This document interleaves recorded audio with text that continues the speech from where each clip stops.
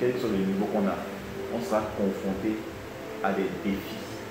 Et des défis qui nécessitent parfois des actes de foi. Qui que nous soyons, quel que soit le niveau que nous ayons, et chaque épreuve, chaque défi nécessiterait un acte de bravoure, un acte de foi pour pouvoir la surmonter. C'est pour ça qu'on ne peut jamais dire que parler de la foi dans les communautés chrétiennes, c'est superfétatoire, mais c'est déjà évident. Bon, moi je vais vous dire une petite parenthèse, ceux qui le pensent sont déjà perdus. Parce que la foi, c'est ce qu'il y a de principal. Au fur et à mesure qu'on avance avec le Seigneur et qu'on fait face à de nouvelles épreuves, la foi prend de plus en plus son sens en tant que définition générale. Lorsqu'on essaie de nous référer au passage qui définira exactement la foi, dans Hébreux chapitre 11, il nous dira que la foi, c'est l'assurance des choses que l'on espère. C'est être convaincu de la réalité des choses que l'on ne voit pas. Le milieu chrétien, on a l'impression que c'est quelque chose déjà saisi, parce qu'on a parfois une lecture unidimensionnelle de ce qu'il dit. Dans ce qu'il dit, il y a beaucoup de réalité. Et c'est même l'enjeu de ce ministère, c'est-à-dire entrer un peu plus dans les eaux profondes, pour comprendre parfois les réalités cachées, les choses que nous croyons avoir déjà saisies. Luc, quand le Fils d'homme viendra, il verra sur la foi sur la terre. Mais vous voyez que si on lit ce passage-ci et qu'on l'isole, on a l'impression que la foi est très évidente. Parce que je peux vous garantir qu'il n'y a personne qui ne croit pas. Il n'y a personne qui à un moment donné n'est pas convaincu des réalités qu'il ne voit pas. N'est-ce pas, mes amis? Personne.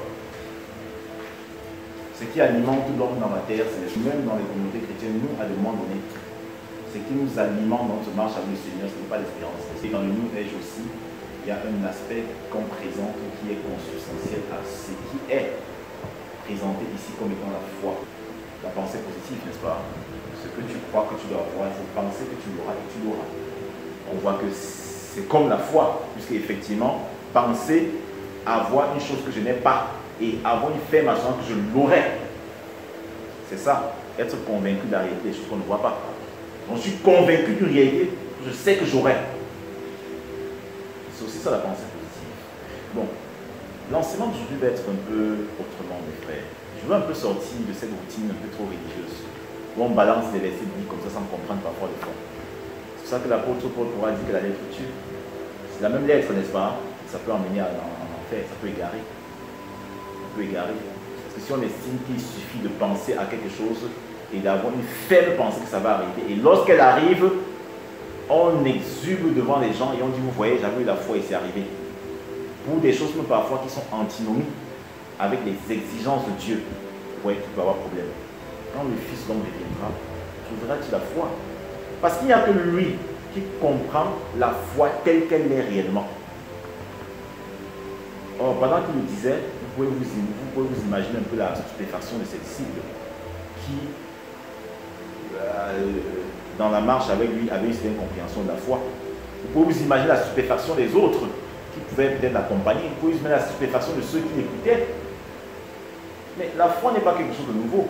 L'auteur qui écrit là ne fait que le réitérer, parce que avant même que le Christ ne vienne dans sa manifestation physique, il y a toujours eu des actes de foi, puisque même le culte qu'on rendait à Adonai Israël était un acte de foi. Vous voyez que quand il le disait, quand le Fils donc reviendra, est-ce qu'il trouverait la foi? Vous voyez que ce passage-là pouvait même nous coûter très cher. On peut le lapider à cause de ça. Parce que les gens pouvaient se dire, mais toi vraiment tu veux nous montrer quoi? Je crois que tu veux vraiment montrer que tu es exceptionnel. Tu veux nous apprendre quoi? D'ailleurs, il y a une femme qui lui a quand même rappelé que, mais tu veux nous dire quoi? Nos pères ont adoré sur la montagne autrefois. Donc vous imaginez que cette femme était là encore en ce moment précis, elle dit, mais vraiment je vois que là tu veux seulement nous troubler. Parce que la foi, tu dois exister en fonction de notre niveau spirituel. C'est-à-dire en fonction de ce que nous sommes réellement dedans de nous. Nous percevons la foi, chacun à sa façon. Je suis obligé maintenant de parler de la véritable personnalité. Parce que la lettre tue, mais c'est l'esprit qui édifie. La foi expérimentale ne se comprend pas de la même façon. Même si elle se récite de la même façon, parce qu'on est obligé de réciter ce que la Bible dit. Mais elle ne se vit pas intérieurement de la même façon. On nous parle d'Abraham qui fut un exemple. Isaïe nous dira d'avoir les regards portés vers Abraham. Les regards portés vers Sarah. On parle d'Abraham qui fut celui-là en son temps. Un modèle en tant qu'ayant fait face à une situation qui avait été pratiquement nouvelle et qui a pu la surmonter par quelque chose qu'on identifie comme étant la foi. C'est même d'ailleurs pour cela que Jésus pourra dire quand le Fils d'homme viendra, est-ce qu'il trouvera la foi que j'ai vue Abraham exercer? Quand le Seigneur Jésus-Christ est venu et qu'a commencé à rendre ministère, il parlait à des gens qui étaient censés avoir une certaine maîtrise de la foi. Il y avait beaucoup de maîtres en tant que des péruchines, des pharisiens, des scribes et tout ce qui s'ensuit, des sophéries même qui étaient considérés comme des sages. Mais à un moment donné, tandis qu'ils vont s'identifier au fils d'Abraham, parce qu'ils diront à un moment donné, nous avons pour père Abraham. Donc si quelqu'un s'identifie comme étant le fils d'Abraham, ça veut dire qu'il va même exceller dans la foi d'Abraham. Parce qu'il y a un principe dans la spiritualité judéo-chrétienne, les enfants iront plus loin que les parents. C'est antithétique la réponse du Seigneur Jésus. Si vous avez le père Abraham, vous reconnaissez qui je suis. C'est pas ce qu'il a dit. Si vous aviez vraiment coupé Abraham, vous saurez qui vous visitez actuellement. Contextualisons les choses. Le Seigneur Jésus-Christ est venu en chair et en os il y a 2000 ans. Mais son esprit est toujours là. Son esprit est toujours avec nous tous les jours. Dans les moindres actes que nous posons, son esprit est là. Et il nous parle comme il a parlé à Saint-Péréchine il y a 2000 ans. Dans ce contexte, puisqu'on ne le voit plus, on se comporte comme cette Hiroshima même sans nous en rendre compte. Dans cette dimension de nos vies, quand l'esprit nous ramène sur le droit chemin, par la réaction que nous avons, par les attitudes que nous prenons, par les mentalités que nous avons, on se continue nous en pharisien. Et par nos attitudes, on retombe au Seigneur en nous disant, mais Seigneur, cette chose je sais. Mais ça fait quand même un bon bout de temps que je suis dans la foi. Ça fait quand même. Vous verrez même certains types de chrétiens, quand vous les avertirez, quand vous dites ne pas avoir peur, ils sont au contrôle de ces choses. Ils sont jamais au contrôle de ces choses. Vous verrez les chrétiens, quand vous avez des avertissements, s'énerver. Parce que quand tu t'énerves, c'est que tu montres vraiment à la personne que vraiment dans ce que tu es en train de dire, je contrôle la situation. Et tu n'as pas besoin de me le rappeler. Vous allez voir que les faits, parfois, parlent contre la foi véritable. Et donc, quoi la foi dont Jésus-Christ parlait? En regardant Abraham, on se rend compte qu'Abraham, avec une situation inédite. L'histoire d'Abraham est hallucinante et toutes les fois vous parlerez de l'histoire d'Abraham, si vous faites des recherches un peu plus approfondies par rapport au parcours des pèlerins, et vous vous rendez compte qu'il y a des éléments qui vont davantage vous venir d'avoir un point de vue différent.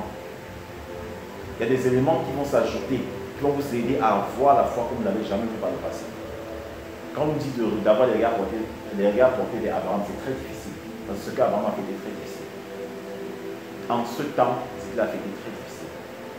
J'ai expliqué une fois, mais la répétition n'est pas mauvaise.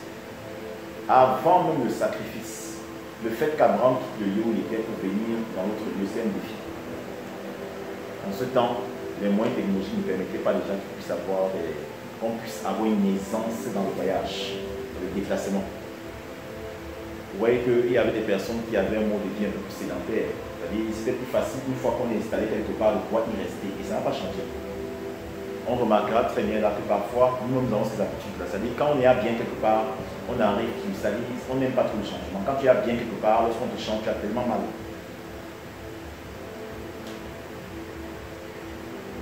Si tu arrives, peut-être que tu as un nouveau travail. S'il arrive que tu commences à te plaire, peut-être parce que ce travail te permet d'avoir les moyens qu'il te faut pour survivre, et que du jour à un moment de bouche, peut-être que tu as perdu le travail, ce ne sera pas une pilule facile à avaler. Donc il faut essayer de contextualiser souvent ça comme ça. Ils ne sont pas très figés. C'est très étendu. Donc ce qu'Abraham a fait en ce temps n'était pas facile. La deuxième preuve, c'est qu'aujourd'hui, dans nos différents contextes, il y a des choses que quand on nous réussit, c'était un privilège, on abandonne la foi. Donc comprenez aussi que pour lui, le fait de rester où il était, un milieu qu'il maîtrisait, c'était une force, c'était un privilège, c'était un espace qu'il maîtrisait. Il y a des choses que je ne peux pas vous dire, c'est trop profond. Mais le fait de le bouger comme ça pour qu'il aille à un endroit inconnu et qu'il ait accepté, ça c'était un grand acte de foi. Avec tous ces éléments-là, on comprend donc que la foi, c'est quoi? La foi, c'est se jeter dans le monde de l'inconnu sur la parole d'Adonai Israël. La foi, c'est quoi? C'est sur la parole d'Adonai Israël, moi qui suis au bord d'un ravin, parce qu'il me dit, jette-toi dans le ravin, je me jette. Bon, ça c'est très difficile. Il y a ça près de 10 ans. Le Seigneur m'a fait avoir une expérience. Et ça qui m'a alimenté pour comprendre davantage au fur et à mesure. Je n'ai pas encore compris complètement ce que c'est que la foi dans sa totalité. Mais chacun ne peut donner que ce qu'il a reçu du ciel. Le Seigneur m'a retiré en esprit. Je me suis retrouvé en haut d'une très grande montagne. Il y avait un ravin dont je ne voyais même pas le fond. Et le Seigneur Jésus-Christ était à côté de moi. Il me dit, mon fils, jette-toi en bas. Dans cette vision, je l'ai regardé comme ça. Par beaucoup de respect, je ne pouvais pas lui dire, mais je ne comprends pas. Parce que ce n'est pas sérieux. Honnêtement, quand je regardais, je ne voyais même pas le fond. Donc c'est un peu comme un blagueur, quelqu'un qui vient, il te blague, c'est comme de la blague. J'ai regardé, mais comme je savais que c'est le maître, la crainte petite que j'avais de lui en ce temps m'a quand même poussé à me jeter. Mais honnêtement, quand je me suis dit, d'accord, comme c'est lui qui m'envoie me tuer, il n'y a pas de problème. C'est-à-dire, je le dis comme ça sans exagération. Et c'est comme ça que j'ai sauté. Mais je vous assure, je sautais, mais je savais que c'est fini pour moi. Il n'y a pas moyen de m'en sortir. Mais comme c'était Dieu, c'est que, ok, si c'est Dieu qui me tue, d'accord, ça va. Donc, par l'amour naïf que j'avais pour lui, je me suis dit, d'accord, si c'est lui qui me dit de mourir, d'accord, je meurs. Mais je savais qu'il n'y avait aucun espoir pour que je puisse de nouveau revivre. Et quand j'ai sauté, mais c'était incroyable. C'est comme si je quittais du ciel de la terre. C'est-à-dire, c'était un trou presque sans fin. Et jusqu'à ce que j'approche, à quelques mètres, je ne sais pas comment on dit ça, je vois le fond. Ça était tout mètres. Et là, je suis comme dit, hey! Non, Jésus peut me sauver de là. Et dès que j'ai eu cette ferme assurance, les ailes sont sorties de mon dos. Et ces ailes m'ont relevé jusqu'au-dessus de la montagne. Et quand je suis revenu de la montagne, Jésus-Christ était encore là. Il me dit, mon fils, jette-toi encore. Là maintenant, comme j'avais déjà vu ce qui pouvait se passer, j'avais un peu confiance, mais j'avais encore un peu peur. Cette expérience parle. C'est ce que nous vivons tous les jours. Tous les jours. Dans cela, je veux vous ressortir deux dimensions. La première dimension, mystique, c'est la dimension de celui qui n'a jamais vécu une situation. Et tandis qu'il est appelé à s'y jeter, il est rempli d'une peur saisissante. Une peur qui paralyse.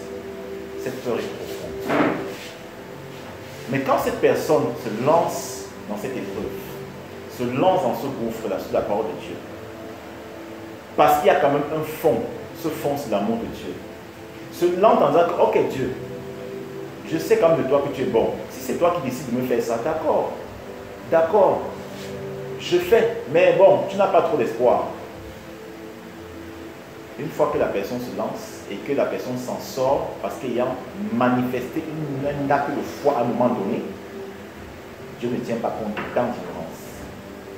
Vous voyez que entre le temps où j'ai fait sans pourtant de faire confiance jusqu'à ce que je veuille m'écraser, parce que j'ai fait confiance avant de m'écraser, les ailes sont sorties et m'ont ramené en haut. Le Seigneur aurait pu se dire que j'ai fait confiance trop tard, me laisser m'écraser. Mais parce que j'ai fait confiance avant de toucher le sol, il m'a assisté. Il m'a ramené jusqu'en haut. Ça, c'est le premier niveau. Deuxième niveau, c'est des personnes qui, quoique ayant déjà eu des expériences similaires dans la vie, parce que vous voyez voir qu'au fur et à mesure que nous avançons, il y a des situations qui ont tendance à se répéter dans nos vies. C'est pour ça qu'il ne faut jamais dire que telle situation que j'ai traversée, je l'ai traversée pour la même et c'est bon, je maîtrise cela. Nous sommes dans un cycle où vous allez voir qu'il y a les mêmes événements qui nous arrivent, mais ça change de fond parfois. Ça change d'habillage, je peux le dire plus ainsi. C'est le même fond, ça change parfois d'habillage. Et c'est bizarre, parce que si nous sommes honnêtes ici, on se rendra compte qu'à un moment donné, une situation peut nous arriver, on manifeste un acte de foi dans cette situation. Peut-être parce qu'on l'a déjà vécu par le passé, et fort de l'expérience que nous avons eue par le passé, on est un peu plus armé. Un peu comme la deuxième fois quand il a dit saute-toi, j'ai sauté, j'avais quand même un peu peur, mais j'avais un peu plus d'assurance que la première fois. Donc fort des expériences qu'on a eues par le passé, on aborde quand même certaines situations avec une certaine assurance, mais parfois il y a encore du doute qui nous accompagne.